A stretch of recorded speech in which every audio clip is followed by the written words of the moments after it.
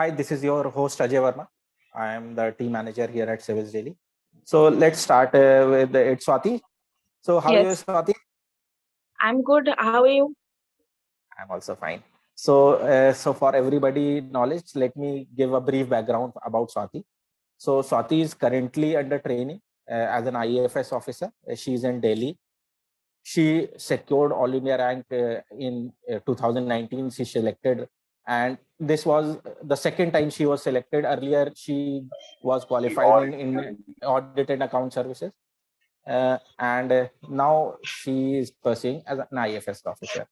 Before that, she also attempted three more attempts, like two more attempts, where she was not able to qualify prelims. But then she went back to the drawing board, saw what were the loopholes in her preparation, and she was diligent enough to find her weaknesses and work on them and then get selected in this examination. So Swati, you are definitely an inspiration for a lot of students. So hard work student, and definitely the success in examination inspires others that yes, they can achieve this also. Thank you, Swati, for this amazing story for us, and a lot of students will get inspired with it. Okay. So, Swati, let's start with interaction. The first question that I have for you is, most of the students have already heard you in previous interactions about your preparation and all. But most of the time, people don't focus about the life after selection. Okay. So after selection, after in your training module, how's the life like, and what are the perks, and how do you go about in the training sessions? So I would say that your preparation phase and your training both are going to be equally hard because earlier you're preparing to get into the service, but then you have to prepare to actually do a good job. So in foreign services, for example, it's a intellectually very hard course. There are a lot of things that we need to know. We need to know about our country so well that anybody can ask you anything about any region of India, and you can't say that you don't know. So you have to read a lot on your own. There are a lot of lectures by a lot of people who would explain a lot of things about foreign policy and political conditions in other countries, their history, our history, how the two have been together earlier. So it's very rigorous and you have to be on your toes. Other than that, it is just not about studying. You also have to represent the country, so you have to develop your personality also. So on the whole, it's not easy, the training, but the experience in itself is very great because you get to learn a lot of things and you realize how it would be on the ground. Okay. So what are the perks, Swati, that you get during the training itself? I don't think there are any perks per se. We live in the hostel. The foreign service accommodation is good enough. Okay. Uh, so there is that. We usually have classes in the academy itself. We have attachments with different places. We had an attachment with the International Solar Alliance as well. There are no perks as such. You get Okay. the normal salary, you get a ministry ID card and everything. So it's the Okay. normal working as you would in a government office. And again, perks aren't something you should run after. Yeah, I see. Most of the students think about it, but for me, I always tell the students that civil services should be a calling for you. Okay, Yes. then only you can maintain your motivation 1 year or 2 years through the line. If you have motivation as perks or job security or money, those kind of perks will not motivate you in the preparation. Or even if you have gotten selected, then also we see a lot of people get dejected with the pressures of the job, right? So Exactly. Exactly. definitely great. So first question that I have for you, Swati, is that you were you sure that you are going to get such a high rank while you were preparing? I had no idea. At every stage, I kept thinking I'm not going to clear it. After prelims, I thought I'm not going to clear it. After mains, I thought I'm not going to clear it. After interview, I thought I'm not going to clear it. Because the thing with this exam is you can never be sure. At times, yes, based on your performance, you can be sure that maybe I will get my name in the list. But what rank you will get, you can never ever be sure about that because there's so many other factors. First of all, it's a relative process. You know how well you have done, but you don't know how well other people have done the exam. So you can never be sure. Maybe you did Okay. really, really well, but somebody else did better than you, so they will get a better rank than you. So I don't think you can ever be completely sure in this process where you will land up. And no, I had no idea that I'll get such a rank. And I Okay. remember the night before we had some inclination that the result might come the next day. And I was just hoping, since foreign service was my first preference, that I hope I get something in the top hundreds because then I will get foreign service. So finally, like then, if you had an idea that you must have had an idea, like when you filled an IFS as a first preference, you wanted to secure in top 100. So why IFS? Like you had an idea that okay, based on your preparation, you may score get good rank. Then why IFS? What was the motivation behind it to secure, like to fill IFS as the first preference? I think the one thing that everybody needs to realize about filling their service preferences is what they want out of the job. Hmm. Everybody is a different person. For some people, IAS is what will give them satisfaction, IPS Hmm. is what will give them satisfaction, foreign service is what will give them satisfaction. There have been Hmm. people who put IPS as their first preference also. So I Hmm. think I thought about it because I read a lot, I used to travel a lot, so different cultures always fascinated me. Then when I went to college, I did my bachelor's in economics and then I did my master's in economics with world specialization. So I was already in the Okay. arena of international trade. So it interested me a lot. So I realized that all that comes with the foreign service is also a life goal for me. Other than that, what I have learned over my education, that is also something I can utilize. So it made perfect sense to me. Okay. So you found IFS as your calling during your preparation or even before your preparation, right? I would say So before my this is preparation. great, great, great. So this, I was also just before you came, I was talking about with a student. He had some queries how to like various subjects fascinated the student. So I also talked to him about like it should be a calling. You should find what motivates you, what you want to do as a person in life, right? Then only you should choose your preferences. Great. So Swati, another question for you that you got selected in this examination twice. A lot of people are not able to get a selection even after sixth attempt. So I believe there is some X factor where people who got selected, they are able to crack this examination again and again.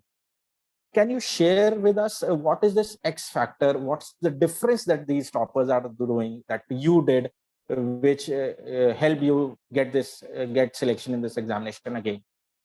I think there are certain core rules that people sometimes miss out on. That people study a lot, and the thing is, everybody is studying the same material. Everybody is studying the Yeah. same current affairs, the same basic books. They're giving the same mock exams and everything. But I think the core difference comes in a few things. First of all, you need to know what you are reading. You can't read everything. If there are three books of history that are available that you can choose from, all three are equally good. So Hmm. rather than reading all three books, you pick one, but you read that multiple times. I think a Okay. lot of people take up a lot of sources. You need to focus on picking fewer sources and doing those really well. One thing Okay. is that. The other thing is you also need to understand that the questions that are asked, for example, in mains, a lot of people have problems interpreting the questions. So even when I came back after the exam and I was talking to a few of my friends, their idea of what the examiner was asking was completely different from mine. So you need to read the question and Okay. understand what the examiner is asking. You could have written a beautiful answer, but then that's not what the Okay. examiner asked. So you need to be able to interpret the question really, really well and then write the answer. The third thing is what's important is that you need to finish the paper. Well, I have been one of those people. In both the attempts that I got selected, I left out the paper. I left 35 marks of paper in the third attempt, and I left out 25 in the last attempt that I took. So, but I would still say that it's very important that you finish the paper. Plus, one rule that I used to follow in mains, because that's where you get the most marks, was you need to answer one extra thing than what they have asked, because then that will set you apart. So if they've asked you a problem, Okay. for example, what is the problem with building dams on rivers, you answer that, what the problem is, but then you also give an answer, you also give them the answer as to what can be a possible solution to that. So you give them Hmm. one extra thing, you will definitely get more marks that way. And use case studies. These are new things. A lot of people aren't using them, but you have to quote things. You have to set yourself apart from everybody else. One thing is Hmm. that. As far as prelims is concerned, I think that used to be the scariest part for me, prelims, because it's the most unpredictable, the kind of questions you will get. So that I don't know how you can be sure if what you've prepared is well or not, but I would say maintain a healthy balance of static and current. A Hmm. lot of times, your current questions can be answered from your static knowledge, even if you have not read it. So, whatever you do in your static part, do it so well that your concepts are clear that you can apply logic and deduction to answer a current question also. So I think a lot of people who clear the exam multiple times are aware of these things. Plus, every time you have a failure, you realize what you could have done better and then you make up for it. Okay, great. So here I would ask everyone to see previous interaction of Swati in our Unheard series on our YouTube channel. So there Swati has explained answer writing, various facets of answer writing, prelims preparation, and different stages of preparation in much more detail. So whenever, if the students are interested, they can go through the previous interaction and they will get a better insight into Swati's preparation. Okay, thank you, Swati. Another question that I have is, so you sometimes we see people are able to qualify this examination in the first attempt itself. Okay, you were able to do it in almost 4 years, right?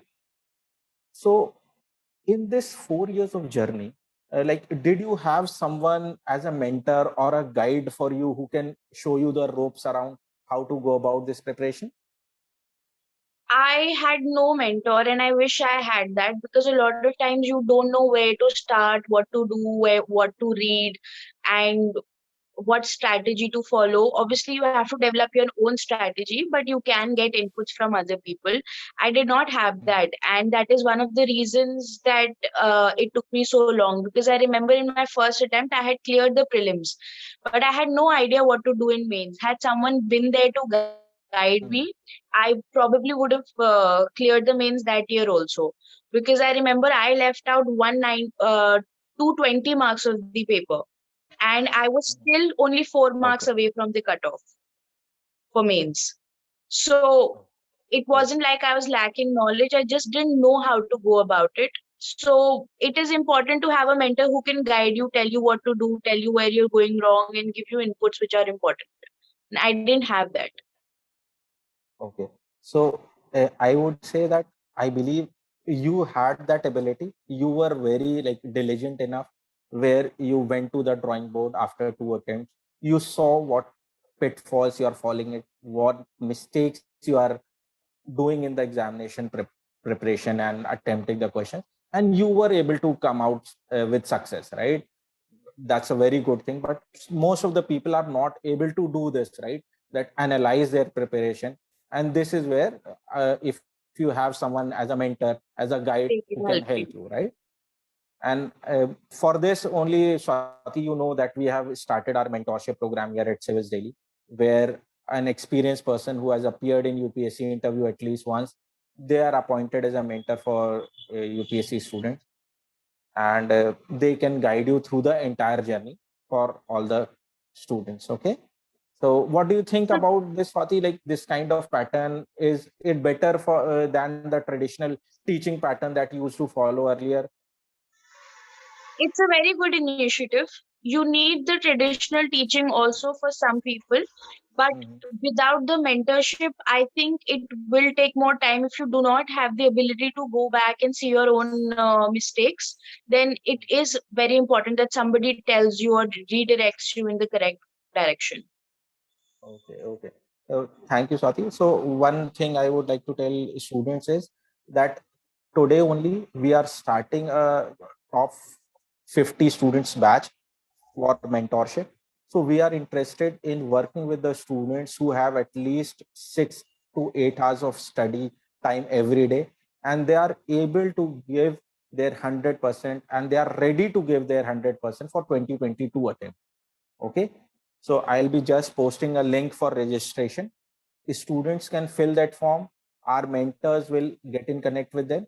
But one condition for this 50 batches, only fill this form if you guys are diligent enough, if you are ready to give 100% towards the preparation. Okay. And our mentors will connect with you. Okay.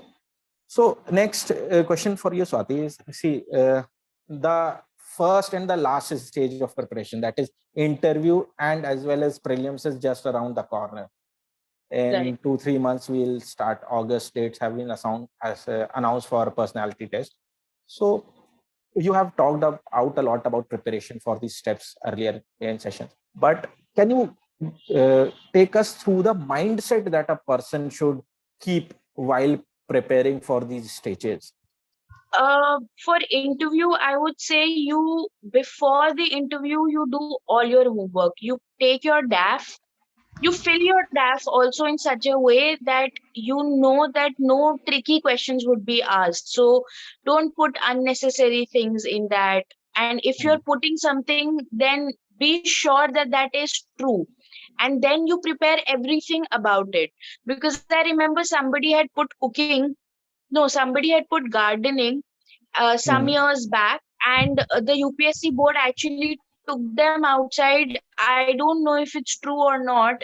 They took them outside to the garden and asked them to identify the flowers. So whatever you put, you research it really well. That if they ask you a question, that you know the idea is this is something that belongs to you. It is not something UPSC has asked you to do. This is yourself that you're trying to tell them. So if you don't even know that, so that gives a bad impression.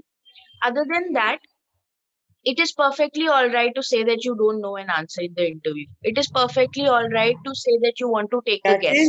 So before that, you do everything that you can, read up about everything that you can, prepare your DAF really well. But once you get to the UPSC Bhavan for the interview, then you don't worry about anything. Then you have to be like, let's see what will happen. Be confident. Don't think too much about I left something or I didn't read something. It is not going to help. You just need to be calm. And I know it's a very difficult time to actually be calm, but then you have to pick up that attitude where, okay, I've done the most that I could. So, and then when you're finally in the interview in front of the panel, then also don't think too much, answer honestly all the questions. Don't try to act like you know too much when you don't. There are a few do's and don'ts for that, which are in the previous video as well. But mindset wise, you have to be calm. Don't worry. Don't focus too much. Oh, maybe I've given a wrong answer. Maybe I shouldn't have said that. Once you've said something, just let it go. Otherwise, you'll spoil the next 3-4 questions that will come your way. So, in the interview, take every question as a fresh start, and that will help you be calm in the interview and get done with it. Okay, thank you, Swati. Now, take us about with 2 hours of preliminary examination. when you are in examination hall, like what are the best practices students should follow? Because in my experience, I've seen that a lot of students who have a lot of knowledge, but they mess up in those 2 hours and they are not able to qualify their prelims, even though they have the knowledge. So can you take us with those 2 hours? What are the best practices that you followed? So obviously this depends person to person, but I also used to get really nervous before the prelims. So one thing I did was, a lot of people, when they get the question paper, the first thing they do is they go through all the questions first before starting to attempt it. So what I always felt when I was doing, if I did that, was if I find a question that I don't know the answer to, or I find a few questions which seem difficult, or okay, maybe I don't know this. So you start focusing more on the fact that there are questions in the paper that you don't know at all, and you start worrying about it. So your mind doesn't work at the full capacity, at the full focus on the question right in front of you. So I never looked at the entire paper when I started. I would start with the question, and then as and when a new question would come, that's when I would see it for the first time. So that way you don't know if there are 10 questions or 20 questions that you don't know. So when you're answering a question, you're focusing on just that question and not worrying about some other question that you don't know. I think that helped me a lot. Other than that, I didn't attempt a lot of questions. I would never go beyond 75, 78 questions in the paper, because I'm a little risk averse that way. So I would go through the paper thrice. In the first round, I will only answer questions which I knew the answer to perfectly well. So I knew after that I could see, okay, there are 50 questions that I've already attempted that I'm perfectly sure about. So that gives you some satisfaction. Then you move on to, once you have some idea of and you can guess a little and all of that. So after a point when you've done like 60, 65 questions or 70 questions that you're absolutely sure of, you get some satisfaction and you're little more at ease.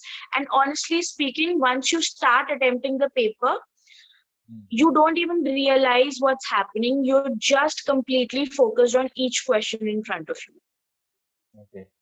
So the one thing for people who get really scared or really nervous would be, if you can try it with mocks perhaps. Don't look at the entire question paper when you receive it. Attempt each question for the first time that you see it. Okay. Thank you, Swati, for sharing that.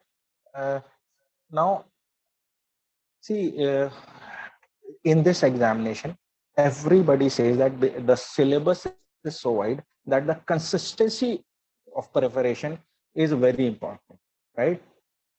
So, how did you maintain this consistency and motivation despite failures in the first 2 attempts?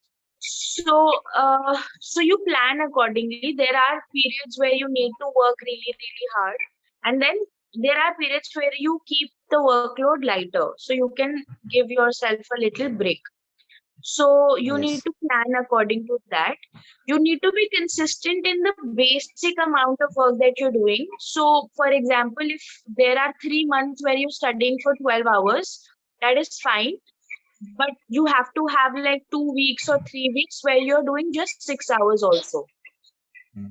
That's how, when you start doing the 12 hours again, you would have the energy to do it.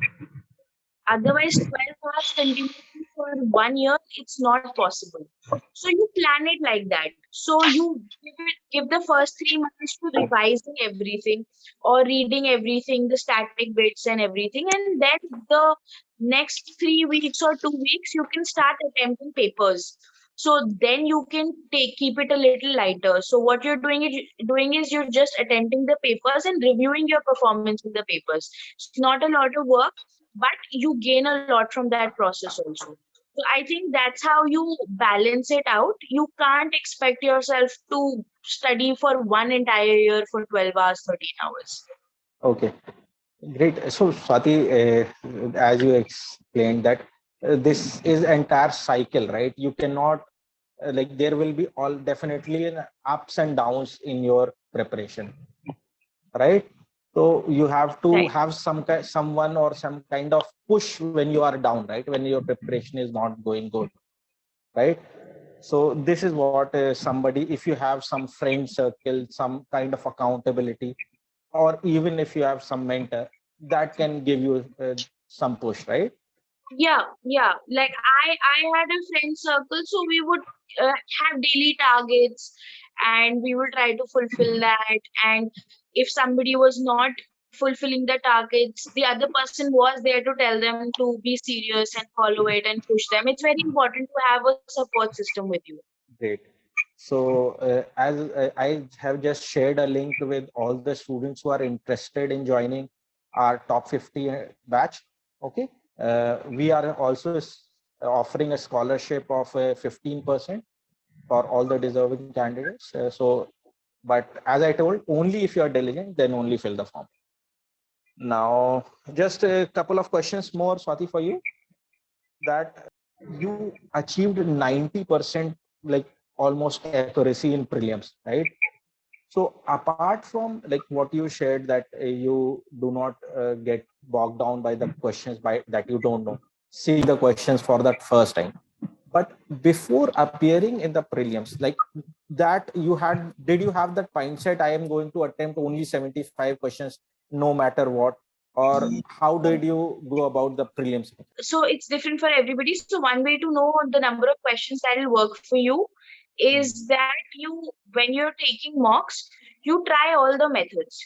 You try attempting all the questions, you try attempting 80, 90 questions, you try attempting fewer questions and see what works for you. Because a lot of people are good at guesswork, a lot of people are good at logically applying the knowledge that they have and then being able to answer a question they don't even know the answer to. So it works differently for different people. So that is something you need to do. So when you're attempting your mocks, you try all three methods, like three tests or four tests with each method, and you'll find the right fit for you. So that's how you decide how many questions you need to attempt. So I did that process and I knew that, okay, I can't attempt more than 80 questions at all. So I never did. Okay. Great. Thank you for sharing those insights into prelims. Now, the most important part of this examination is your mains, right? And this is where, like student, there is a wide variety of scores. People score 900 to 400 even. So what are the tips of answer writing, that like you told some tips that you should write something more that has been asked, okay, and answer the demand of the question. So when did you start practicing answer writing, from the day one itself or 3 months before the mains? How to go about it? Can you take us through your answer writing practice sessions? I never practiced answer writing as such. Okay. Somebody once told me that if you don't have a language problem or a Mhm. grammar problem, then don't give it too much time. Focus on gathering the knowledge. Because the idea is if you read 1000 words, you will remember 500 and you will be able to write 200 only. So I focused more on that. But what I did do was, because finishing the paper is very important, so you need to maintain the speed. So one thing I used to do was before the mains, 1 week before that, every day 30 minutes I would take and I would answer 5 questions during those 30. I'll try to finish 5 questions in 30 minutes so that my average speed could be 6 to 7 minutes for writing a question. Because you will realize if there are 20 questions in the paper and you have 3 hours, you don't get a lot of time for each of those. The other thing, Okay. though, what I did do was that I had made notes in such a way that no matter what the question, I would know what to write. So you pick up a topic and you make notes in every possible angle. For instance, if it's about planning commission, you write the history of planning commission, because they can ask you just the history, so you have an answer prepared for that. Then what are the problems with planning commission? You have an answer prepared for that if they ask you that. What are the reforms that have been done or are planned? You have an answer for that. What further you can do? You have an answer for that. So when you have already done that exercise at whatever pace you want to, in the exam hall, you just copy paste that from your knowledge onto the answer sheet. And since you've already practiced writing fast by doing the timing thing, 6-7 minutes I need to finish one answer, then the speed thing also gets covered really well. So I probably wouldn't be the best person to ask when it comes to answer writing. But what I did do was I used to look at the tests, the answer writing test. I used to look at the answers that were there, either available online or something, or my friends, so that I had an idea, okay, if this is the kind of question that is being asked, this is how I need to write. So that's what I did. It's not the traditional approach where people actually sit for mocks, but it worked for me. Okay, so everybody has a different approach for answer writing. I believe what worked for you is your own notes making, which were itself in a question answers format, multi-dimensional notes that you prepared. Exactly. So a lot of students spend a lot of time and energy in notes making, but at the end of the day, they are not able to revise those notes, right? You will also say that revision is the key. So how many revisions were you able to do of your notes? And did you prepare your notes in a handwritten format or in a digital format? What kind of process you followed? I made handwritten notes because apparently it's some psychological fact that your retention is better if you write with blue ink and in your own handwriting. So I used to make my own notes. One thing is that for prelims and mains and everything, your notes should be concise enough that you can revise them 1 week before the exam. There is no point making like 10, 15, 20 notebooks of notes when you know you can't revise them in a week. They become useless in that case. Then when you're making notes, you need to realize there are certain things that you will remember regardless of you making notes or not making notes. So don't make notes for that. There are some things you invariably will forget. You just cannot remember them. So you need to revise them again and again. So make notes specifically for that thing. So what I did was, when I was doing my static, especially for history, so I read both the Bipin Chandra books. The thicker one, if you read it, you would find that there are complete answers to some questions that UPSC could ask. So for them, what I did was, I didn't need to do much. I would take a picture of that page and save it on my phone and write the question that I thought could be asked from that. So that became a set of notes for me. Other than that, I made notes in point forms. For the fine arts book and the Tamil Nadu book for history, in ancient and culture, that I made really, really short notes. So I think 24 pages something, I had covered the entire book. So you need to make smaller notes. For otherwise also, for prelims, I would suggest that 6 pages, you need to concise one subject in 6 to 10 pages, not more than that. Otherwise, you won't be able to revise it, because you would want to revise them at least 2 days before that. Other than that, for a longer period, what I used to do was, I have read something, then I gave the mocks, then I revised my notes again. Then I gave the mocks, then I revised my notes again. So it wasn't like I was only revising right before the exam. I did those revisions over the span of the entire year 3-4 times. And then in the end, I would try to do like 15 days before the exam. I will try for 10 days, I will revise it. Then I will revise it again within 5 days. So that's how I did. So multiple revisions, yes. But you can spread them across the entire year. That way you will remember them easier. And as far as current affair notes are concerned, whenever I'd come across a fact in some test or some video which I just couldn't remember, I had a notebook which only had random tidbits like that. So I just revised that, and I had like one notebook only, nothing more than that. Thank you, Swati, for such a detailed analysis and your approach to the examination. Thank you for watching the video. Civils Daily provides complete UPSC guidance with multiple GS courses, test series, and personalized mentorship. Please fill the Samanvay form link below to experience our one-to-one mentorship.